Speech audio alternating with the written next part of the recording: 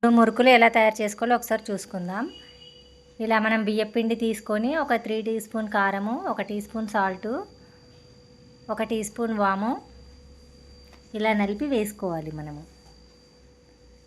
ఇప్పుడు ఒక 2-3 టీ స్పూన్ల నువ్వులు వేసుకొని ఇవి బాగా కలిసేలాగా కలుపుకుందాం. 1 టీ స్పూన్ అల్లం వెల్లుల్లి ముద్ద వేసుకొని ఇది బాగా కలిసేలాగా కలుపుకుందాం. ఇందులో కొద్దిగా మనము హాట్ చేసింది ఆయిల్ కూడా వేసుకుందాము. వేసుకొని ఇలా ముద్దలాగా చేసేసుకొని ఇలా ఆయిల్ వేడి చేసుకొని ఇలా వేసుకోవడం అంతే. చూడండి ఎంత బాగా వస్తున్నాయో చూడండి మనకి. ఇందులో నేను ఒక కేజీకి ఒక కప్పు, చిన్న కప్పు మినపగుళ్ళు, సగ్గుబియ్యం వేసాను. చూడండి అంతా పిండి ముద్ద ఇలా కలుపుకొని ఇలా చేసి వేసుకుంటే అంతే అండి, మురుకులు రెడీ. మీరు కూడా ఒకసారి ట్రై చేసి చూడండి, చాలా బాగుంటుంది.